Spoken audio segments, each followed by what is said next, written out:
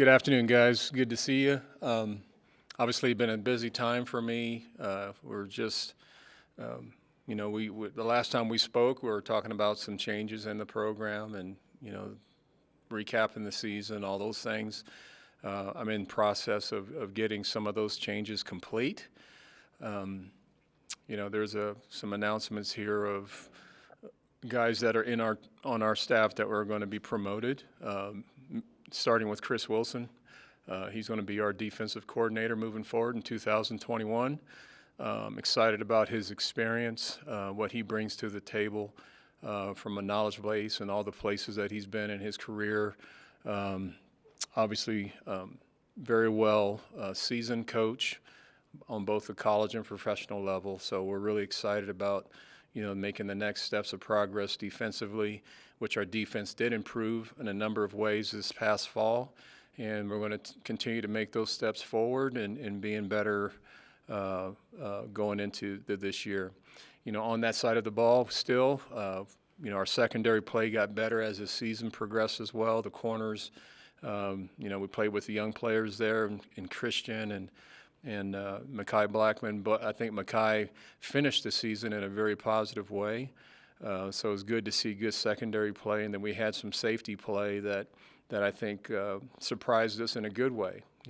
Isaiah Lewis being in particular a guy that was really one of our most improved players that came in and really helped us from a secondary standpoint, and he got great coaching from the back end of that. And so we're going to promote Brett Maxey to be our passing game coordinator on the defensive side.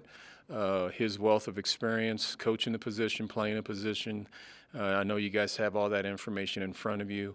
I'm really excited about this, this opportunity for him to have a little bit more leadership on our defense and really get our back end people shored up to playing great football. And I think we get some good potential personnel with the guys coming back from this past fall, and also with the incoming kids that came in that are coming in this year. We got 3 new corners, a couple safeties. We got a kid from the portal in Robert Barnes. So we've really fortified that back end and to having some more blood and some more energy from that backside. So really excited about Brett having the opportunity to lead in that side of it. The biggest hire, they're all great hires. Those guys are already in the building, but I would say the one that I think is really going to help us impact our team going into next year is our strength coach, and that's Shannon Turley. Known Shannon for quite some time. I've admired his work and his productivity that he's been doing in his career. He did a tremendous job at Stanford. He's a guy that's very familiar with the conference, and we're really fortunate to get a man of his caliber, and I think he'll do a great job for us. And I know our players are excited when they found out the word that we were able to hire such a well-qualified coach, and so that was something that I think was really significant for us. He brings a breadth of knowledge and in his field of what he does, and also he's produced, and that's one thing you guys see on his resume. He's done a lot of really good things in his career. So those are the 3 guys right now. We still have a pending linebacker position that we're in the process of hiring. Has not been cleared yet, and then we're still working on the tight end position, but I think I'll announce both of those hires some point next week. Okay? How's that? Okay, let's go to questions. Brian Howell's up first. Hey, Karl, hope you're doing well. I want to ask you about the switch with Wilson. Do you expect any changes to the defense, and is there sort of a philosophy difference with him and Tyson? There will be some subtle changes in what we've done defensively. Not getting into scheme and seeing and talking about what those relevant changes are today. But I just think right now we're going through a big evaluation phase right now with our program. We're having meetings with first of all, as a staff on both sides of the ball, we went through the season and done our end of season studies and things that we've done for, things that we can improve on from a scheme perspective. And also, we've done an extensive player evaluation, with our personnel on both sides of the ball about, making sure when we're meeting with our players, which they've done this week, have given them an agenda of things that they can improve on. So the good, the great things that they've done, that's always easy to, to start with that from that standpoint and then go into the things that we need to improve. So, we're into that phase right now within our coaching staff and our team of just giving them, some directive about what we need to do this off season, in terms of getting bigger, faster, stronger, and then their football aspects of what we want to get done to help them improve and give them some goals to work to achieve, when we're going into spring practice. But, I think Chris has been in a number of systems professionally. Obviously, he was part of our defense last year. We're going to fortify our defense and maximize our talent in the ways that I think will allow for them guys that we're using on defense to utilize their skill set properly. So I think the biggest thing that you'll see is that, we want to put guys in position to do the things that they're capable of doing, I think that's the most important thing. So, between he and Brett Maxey and Demetrius and in our linebacker hire, we're going to be able to kind of sit back and try to start to tailor things that that fits our personnel. So I think that kind of answers your question, but without getting into really scheme terms. Adam Munster Tiger. Coach, had a couple questions for you with Shannon Turley. Obviously, Chandler and Aziz spent time around him at Stanford. Did that kind of help in your evaluation of him? What kind of insight did they give you? And then I also wanted to ask you, have you sat down with Coach Turley and kind of mapped out what the coming weeks and months will look like for that strength and conditioning program? Well, we've had many discussions, and I haven't had, just like what we're having, we haven't been in person yet. He's actually en route to getting here today. But we've had many discussions about our team and, where we need to go from here. I was filling him in on what my goals and aspirations are for this team, and so he has a pretty good, clear picture of what we need to do this training session that we're getting ready to start up. In terms of him knowing Shannon, yes, Chandler was at Stanford that his freshman year, and so I got a chance as a dad to just kind of watch what he was doing, at that point in time, when I did come out and visit. And obviously, he has an impressive resume. I've known of his work for quite some time. So I did have a chance to be in the program because of watching my son, seeing how he operates, seeing how he does everything with relating to the players and getting them to do the things that are required to be done. So I just thought he was very professional, very hands-on, really, really cares about, the student athletes, trying to maximize their potential, in terms of their growth potential, for the game. And there was a long period of time where, you can see that type of development in the Stanford program when you watch them play. And so we're very fortunate. We're very fortunate to get a guy of his caliber. We're very excited about that. He knows it's not going to be an easy job, because we're starting from ground zero from my perspective, and we're gonna work and get ourselves, to be a competitive team just like we were this past fall. So you guys heard me last time I was on our conference call is that 2020 has nothing to do with 2021, and so we're approaching this year as if, it's our first year. We got a lot of work to do and a lot of catching up to do, but we think by the time we get through fall camp and get into the season, we should be a different looking football team. And you all should have got Vic Fangio's quote on Mr. Turley after the release went out. He was traveling. If you did not get it, let me know. Back to Brian Howell. Coach, I want to ask you one more thing about Shannon. I haven't met anybody that has said anything bad about him, the job that he does. They all rave about him. But clearly there was something that Stanford felt they needed to move on from him a couple years ago and let him go. What was it that the process you went through that made you feel comfortable about bringing him on?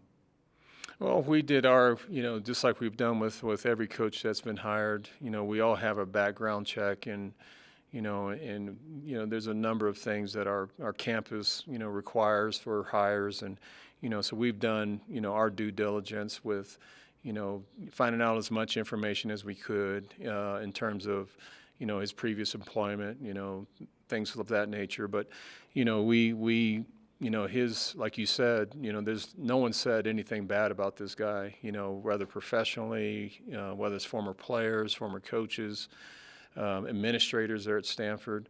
They all were thinking that he's been the consummate at his profession with what he does. So, we just wanted to be particular about that and be meticulous about our efforts.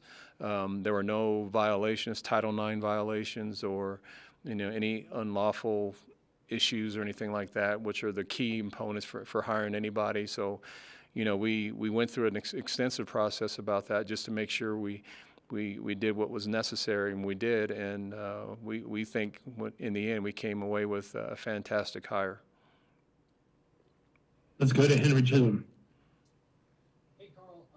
All three of these hires are. Can't hear you, Henry. Can't hear you, Henry. Sorry, had the microphone plugged in. Hi, Karl. So all three of the hires are pretty experienced coaches. Was that something that you were looking for when you started this process, or did it just happen to be that the top candidates were also experienced? It was both. I would say both, Henry.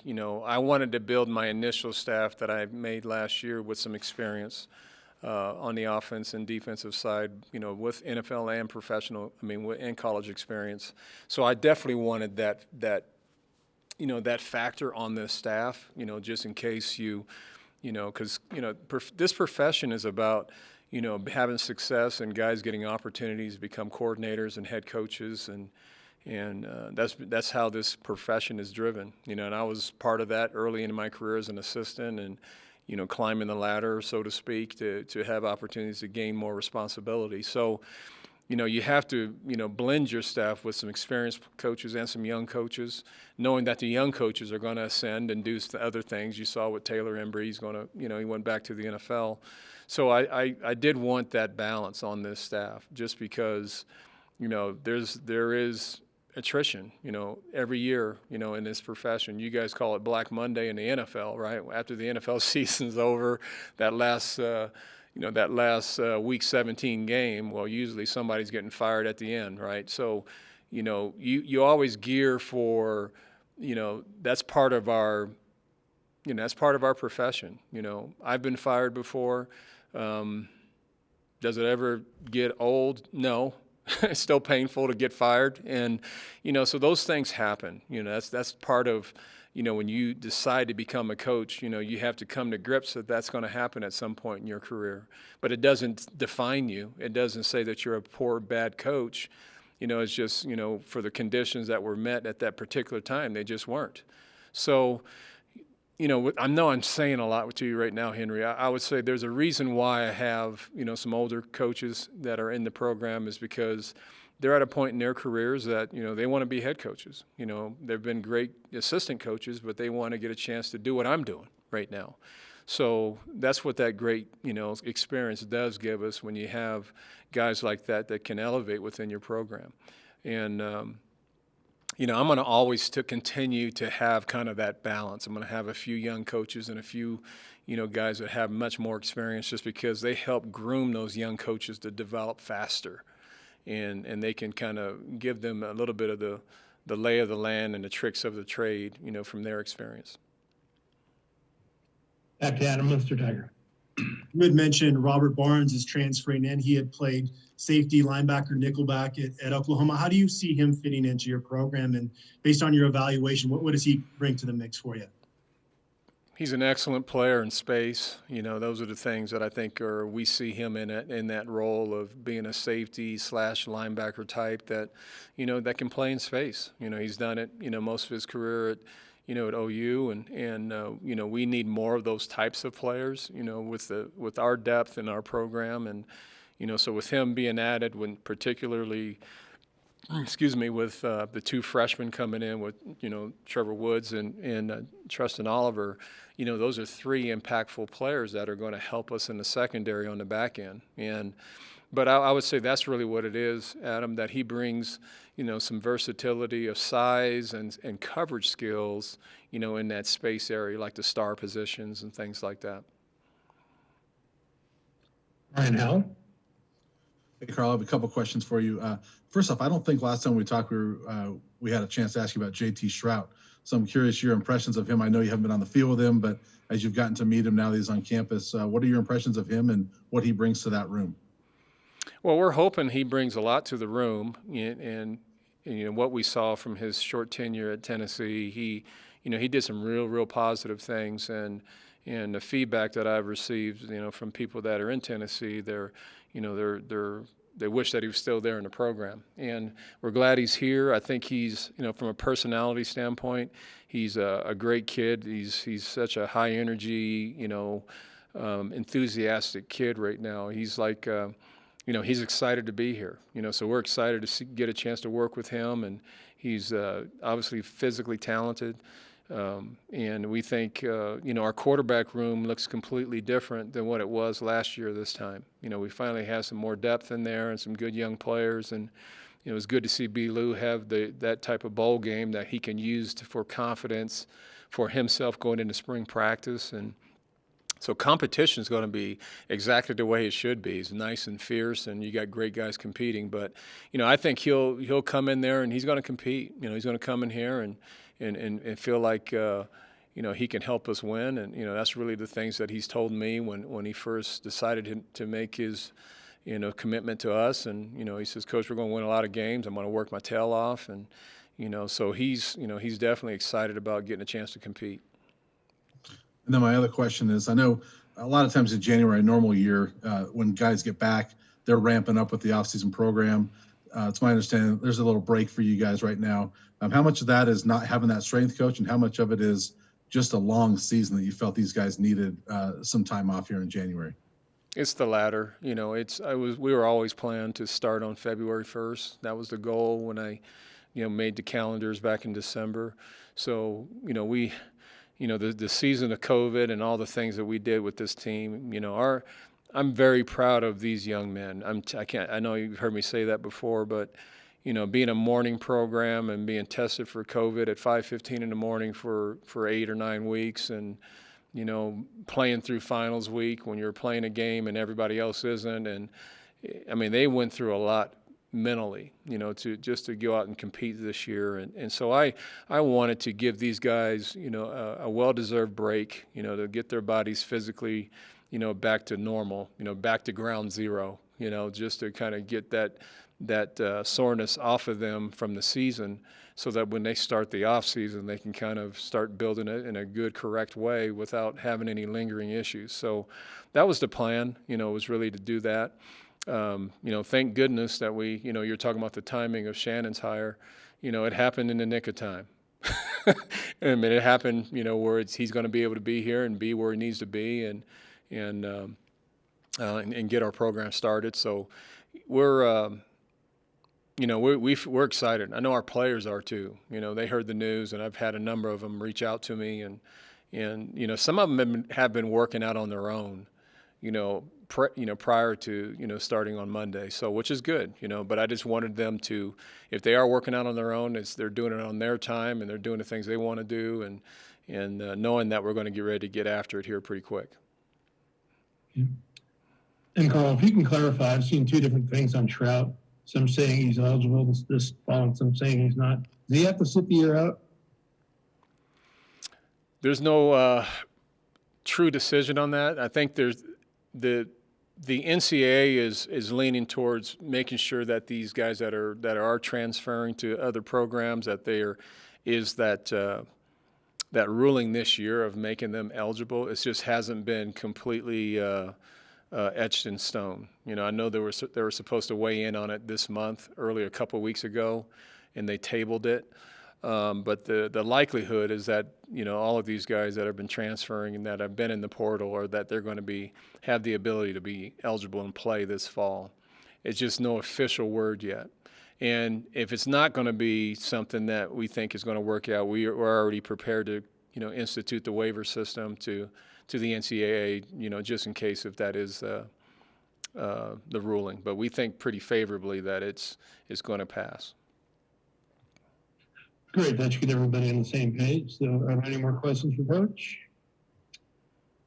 Looks like no, so we will convene next week after the last two hires. We won't be doing anything on signing day. We're not signing up kids to go through the whole thing we usually do. So Karl can obviously talk about anybody we sign when we talk about the two new coaches next week. So, Coach, thanks for joining us.